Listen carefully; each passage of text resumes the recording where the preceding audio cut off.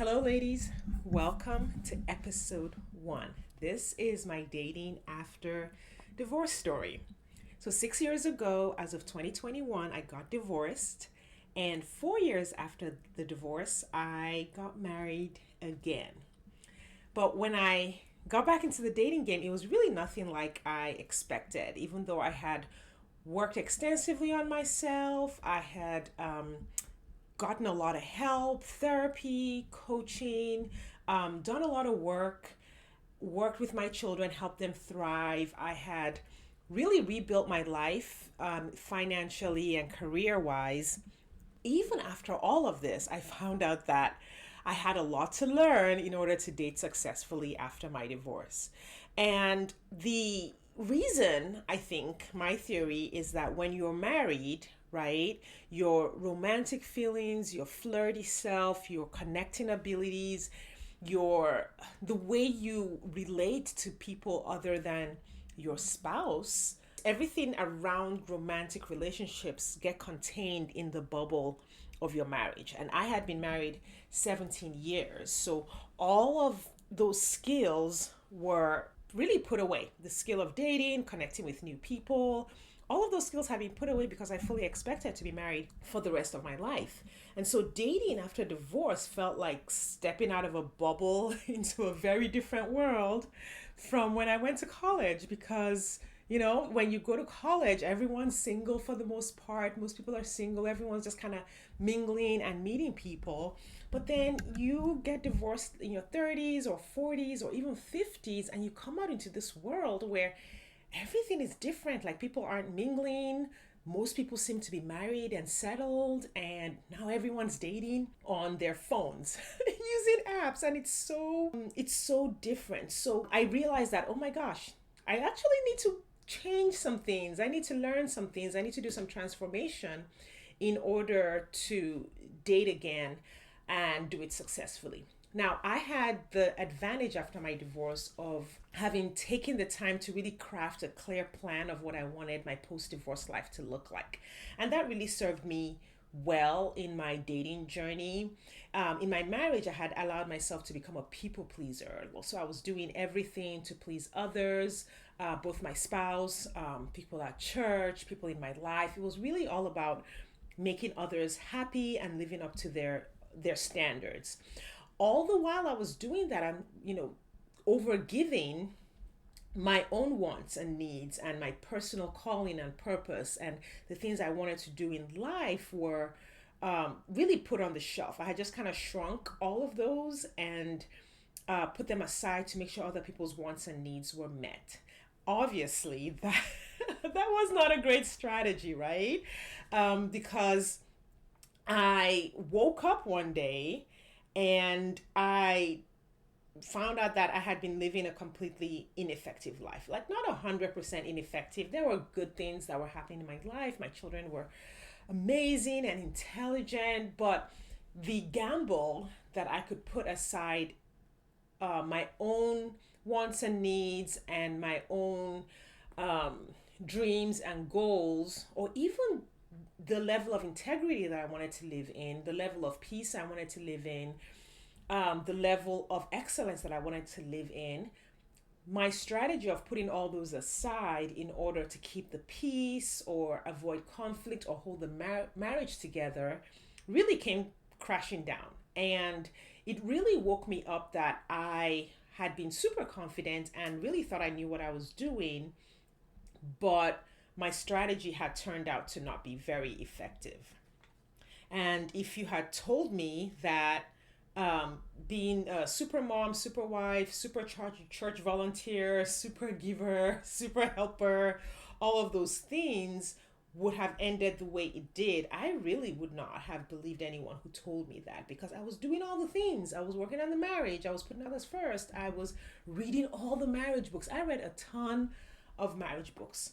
So when everything ended, and the way it ended also had an impact on me because my ex really took a scorched earth approach to the divorce, and that was unexpected to me as well. So waking up to not only getting divorced, but then seeing this side of the person that I had been living with for 17 years really made me take a good look at myself and my life strategy and my approach to life.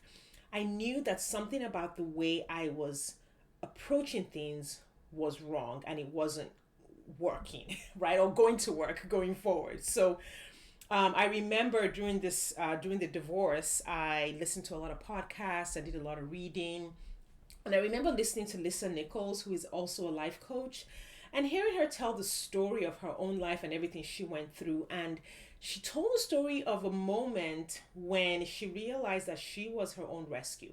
Like, she realized, wait, nobody's coming to save me. Like, my family members and my friends and my church and my pastor and all these people have their own lives. Like, no one is about to drop everything in their life to come and save me. And so she coined the phrase, I am my own rescue. She talked about how that phrase really changed her approach to life. And I really took that to heart and looked at my own approach to life and asked myself if I was being really 100% responsible, if I was taking responsibility for my own outcomes as though I was an adult who was responsible for her life and responsible for her results. And I realized that I wasn't, right? I was banking on people giving back to me because I was giving so much to them. I was banking on a spouse who, by his actions, did one thing, but I always continued to, in a way, have a fairy tale approach to our lives and kept hoping for the best and being optimistic and not taking responsibility for examining if what we were producing in that relationship was actually effective. So I kind of took all of that to heart and decided to dig into myself and my own approach and really work on myself. And I remember having to move from out of my 4,000 square foot home that had 7 bedrooms and 5 bathrooms into like a little rundown country house with, I had 3 bedrooms and 1 bathroom and a basement that had like snake skin in it and spiders. And it was just, oh my gosh, it was just crazy. And nothing had been repaired in that house probably in decades. But that was where I moved into. And I remember the bathroom really vividly. And I would shower in the morning. I would like play tapes and messages. And I was like really changing the way I thought. And on the mirror, I took this little note card and I wrote the words, the best revenge is a good life. Because I was just so determined to live differently after everything that had happened. And I wrote down kind of a plan of how I wanted to do this. I wrote down a bunch of goals.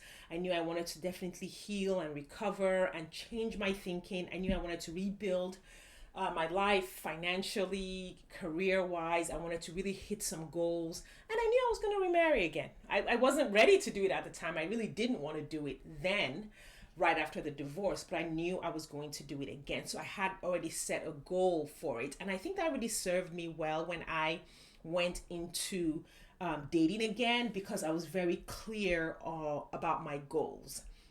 So after the divorce, I kind of went on a journey to stop being a people pleaser. I achieved all the goals. I started traveling. I found new communities and new friendships, what I call safe friends. And as I got to a place of clarity, I was able to kind of make a conscious decision to go back out and date again. And as I did that, it was so helpful for me not to get overwhelmed or scared by it, because I had really built my confidence by working on myself and being really clear-eyed.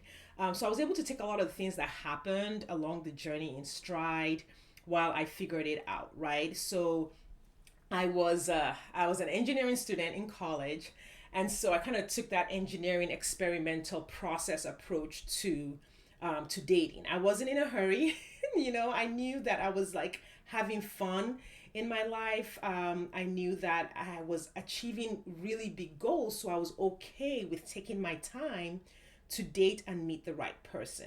Having that clarity really helped me deal with some of the things that all of us face, dating online, like having to set boundaries with people that you don't really know really well to keep yourself safe, like not being a people pleaser when you encounter all the online games that some people play online.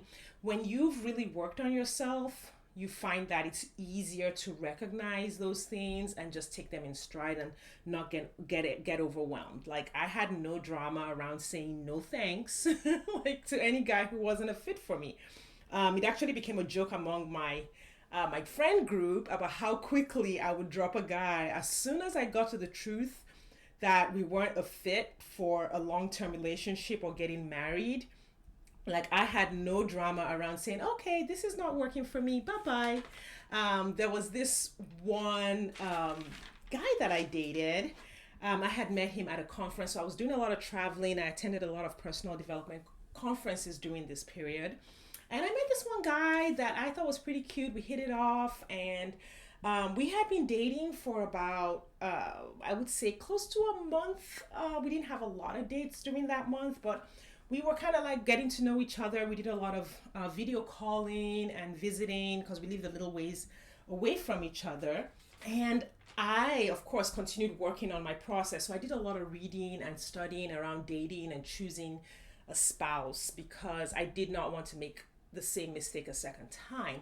And during that period where I was dating this guy, I read this article that talked about how being sick is such a common event in anyone's life. Like at some point in your life, you're going to be sick and you're going to need the care of the person in your life that loves you. And I was like, oh my God, this is so true. Like I am in my early 40s. I'm on the second side of life right now. And, if I get married again, I at some point will probably need to care for my spouse when he's sick. And at some point, he's likely to have to care for me when I'm sick. And I thought that was such a good point and such a good attribute to look for in a spouse. And so I, got on the Zoom call with, let's call him Jake. I don't want to say his real name. I got on the Zoom call with Jake that night and I said, oh my God, look at this article that I read about, really thinking about illness in the second half of life. And if you're, choosing a spouse, that's an important thing. And I said, what do you think? And his response was so cut and dried. He was like, yeah, I'm not really the caregiver type. Like, I am not good with sick people. Like, I'll leave some money to help, but I am not into that. And he had no drama around it. He had no concern that was just such a cold and I guess to me unfeeling response. And now in retrospect, I actually truly respect his honesty. I was like, okay, there we are. I'm looking for someone who's a little more loving and caring, and he does not think he needs that and is not willing to give that. And I ended the call. I took a little time. I thought about it. I kind of waited and I called him back and said, hey, okay, this isn't going to work out. We're not a good fit for each other. Good luck on your journey. And my friends were always so surprised at how easy it was for me to just be like, it's not a fit, not going to work out. Let's send everyone on their way. But the way I saw it is that my brain could only handle so much input at a time. And that if I was aware that a person wasn't a good fit for me and I probably would never marry that person or I did not want to marry that person, there was no point in having him take up space in my brain or take up time on my calendar. I preferred, even if I didn't have an alternative person to date, to use that time to work on my goals or spend that time with my children. And so I think that having a process or having certain principles and a philosophy and a step-by-step way that I evaluated the people that I met really served me in my dating journey. Like I always said it's better for me to keep my space open for the right guy, because if I was with someone who was not the right guy, and the right guy came along, he wouldn't even ask me out because he would think that I was already taken. Another principle that I applied was that I was always willing to go out of my comfort zone to stretch myself and to grow and transform, to do things that maybe were unusual in order to potentially meet the right person. I also felt like I should always keep learning and growing. And another one was the fact that I felt like I didn't want to wait until I met the right guy to live the life that I wanted. I preferred to live the life that I wanted and then have the guy come along.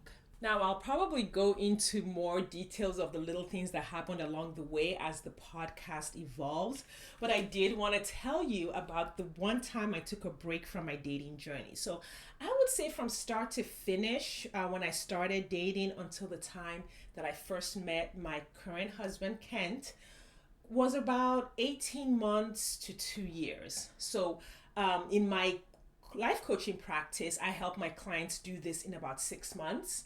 But you have to remember, I didn't have a dating coach. I didn't have a life coach at the time. This is a process that I put together myself. And because I've gone through it and applied it to so many women, I can help people do it right around 6 months, give or take a little bit. But at that time, it took me about 2 years to meet the right person. Now, about halfway through my journey, I took a break. And this is a little bit of a funny, not funny story. So I was on a couple of different dating apps. So I put all my information into the app, and then of course it starts to match you and it tells you, oh, you've matched with this person about 48%, you've matched with this person 50%, you matched with this person 90%, which means you have all the same interests or you have all the same characteristics, or the app's algorithm thinks that you would make a good match. And so I got on this new app, and within 10 minutes, I matched 99% with my ex-husband. Dun, dun, dun. And I took a look at that message on the app and I told myself, you're not ready. Like, something is going on here and you really need to take a break. So I had been dating for about 9 months at that point, and I was like, okay, obviously I need to do a little more work. And so I just shut down all the apps, not because I was tired of dating, but because to me, that was just a message that God was sending me that, yeah, this is not the right time. And I listened to the message loud and clear. I shut down all the apps and I kind of just went on with my life. I worked on my life coaching practice. I did a lot more travel. And then I came back around a few months later.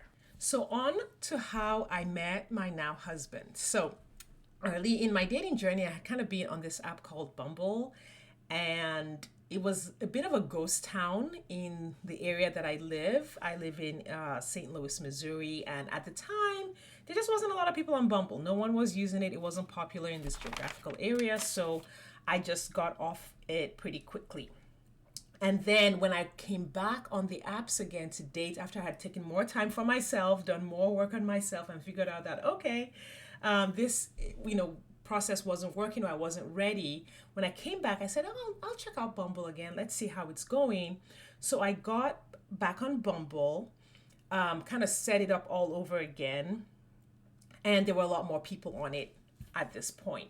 So I started swiping, met a few people. Within about a week, I had several conversations going, and I had a date scheduled with one guy. Now, this is one of the weird things that happens when you're dating, is as soon as we got the date scheduled, he immediately stopped conversing with me in an authentic way. Like, he just kind of dropped off one-word answers. And I was like, nope. So I canceled the date. And I think the date was supposed to be a Wednesday. And I think I canceled the date on a Saturday. So going into that week, I began tweaking my dating process again. And I just did that constantly. I was constantly working it and reworking it because I always took responsibility for what I wanted my dating experience to be. So I unmatched with this guy, and I took the time to evaluate and learn from that interaction. And still today, I teach my clients to do exactly the same thing. I looked at my process. I did some meditation and thinking, and really, I was like, okay, I don't want to do this. If I'm attracting this kind of person, obviously the way I'm going about it is still not quite exactly what it needs to be. So I updated my filters with the changes that I came up with. And I remembered that Saturday morning when I met my husband, and I woke up pretty early. I had a time of meditation from about 6 a.m. to about 8 a.m. And I was in that, like, post quiet time glow where you're just feeling really good and all your thoughts are in slow motion. And I, put some ideas down for my business. I put some ideas down for my relationship journey. And then took my kids, went to drop them off at their martial arts class. And on the way back, the idea just popped into my head. It was like, well, you just raise the age a little bit, because I think I had the maximum age on there for like about 48. And I was like, oh, okay, well, I mean, there's not a big jump between that and a slightly older person, because I'm in my 40s as well. So I went back home, I upped the age, and immediately matched with about 6 or 7 people who had already swiped right on me. And I was like, oh, this is cool. So I went ahead and I sent this super generic message to all 7 of them.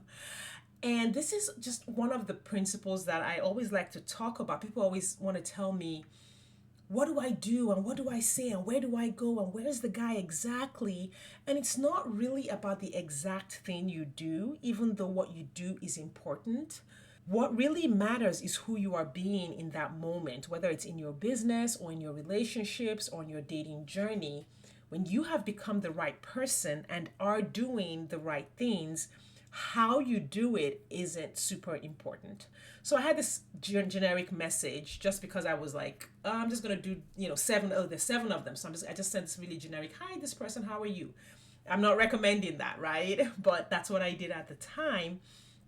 And within an hour, my husband responded to me and we started this conversation that started about noon on a Saturday and went to like 10 p.m. Like huge blocks of text, just talking back and forth. We had so much in common. We both loved books.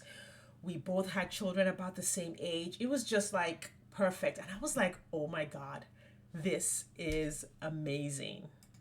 So I asked him if he wanted to meet, and we set up a date for the very next day. We met at this cute little mom and pop Korean restaurant about halfway between where we both lived, and we had an amazing time. Our date started about 7 p.m. and of course there's a couple of stories around what happened on the date, which I'll tell you later. And we closed the restaurant down. Like, it was after 10 o'clock.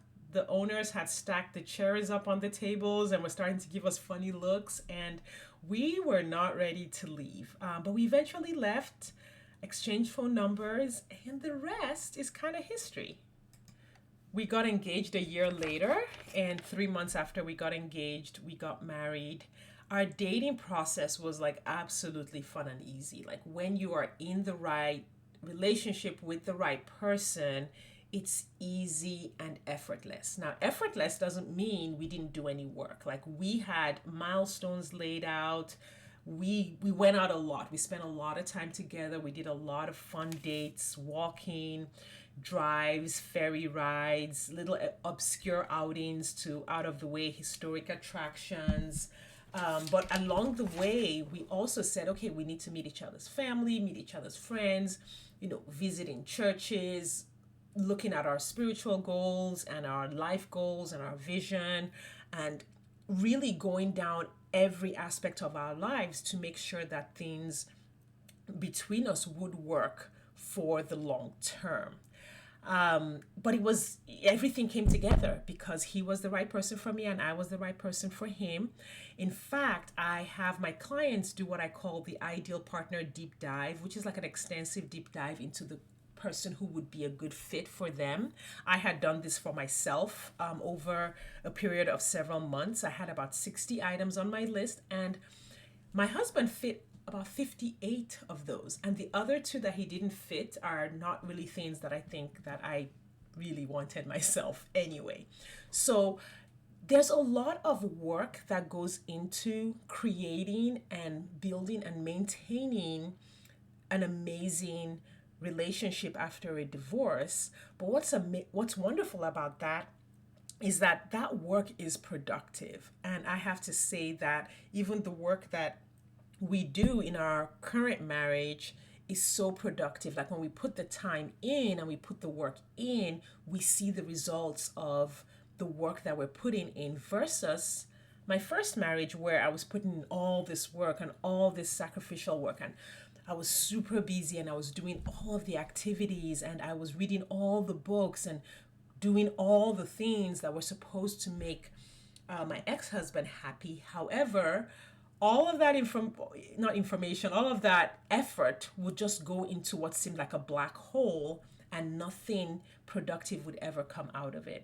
So that, in a nutshell, is my dating after divorce story. My husband and I have now been married close to 2 years. We're about 4 months away from our second anniversary. It's amazing how time flies when you're having fun. And as our children start to leave home, we're in a phase where we're thinking about what we want to do with this second phase of our lives, and really what we would like to do with our second chance at love.